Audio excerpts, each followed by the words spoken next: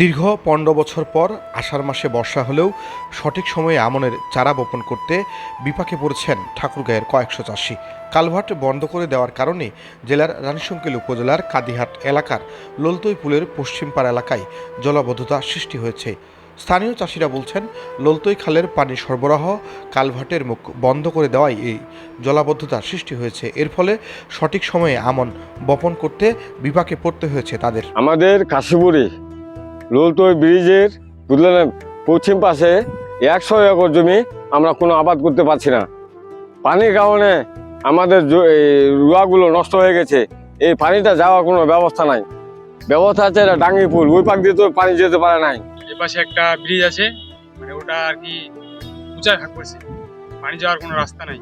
এ পাশে যদি একটা ব্রিজ হইতো তাহলে আমাদের বেশি ভালো হইতো আর কি। ১০০ একর জমিতে পানি লাগে থাকে, কোনো বিরস্তি করা যায় না। এদিকে স্থানীয় প্রশাসন ও জনপ্রতিনিধিদের নিকট সমাধান চেয়ে আবেদন করলেও কোনো প্রতিকার পায়নি বলে অভিযোগ স্থানীয় কৃষকদের। এই কৃষকগুলো সবাই মিলে আমরা টিউন অফিসে ডিসির কাছে দরখাস্ত করছি, তবু কোনো কাজ হচ্ছে না। এই পানিটা যদি না যায় তাহলে আমরা কিভাবে এগুলো আবাদ করব? এই জন্য পানিটার জন্য আমরা অনুরোধ করে চাচ্ছি যেন পানিটা কিভাবে সরার ব্যবস্থা করা যায়, ওইটা আপনাদের কাছে আমরা ব্যবস্থা করে চাচ্ছি। তবে রাস্তার ধারে ব্যক্তিগত জমি হওয়ায় কিছু করতে পারছে না বলে জানান ঠাকুরগাঁও জেলার সড়ক ও জনপদ অধিদপ্তরের নির্বাহী প্রকৌশলী শাহ মোহাম্মদ আসিফ।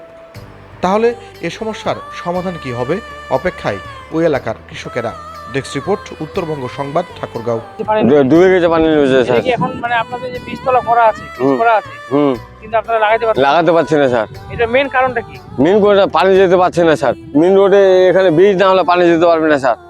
আর আগে কিভাবে যাইতো? আগে স্যার ওখানে ওই যে মেন এপাক দিয়ে মেন রোডে স্যার ছিল, ব্রিজ ছিল, ব্রিজটা বাসা করে নষ্ট করে বন্ধ করেছে ব্রিজ। মানুষ বাড়ি করাতে বন্ধ হচ্ছে, যেতে পারে না। এই পানিটা সবসময় এখানে থেকে যায় স্যার। এখন আমরা রবা লাগাবো কোন মাস, আশ্বিন মাস, তখন যদি পানি আবার খাইলে এতটুকু চড়া করতে হয়, তবু ধান হয় না।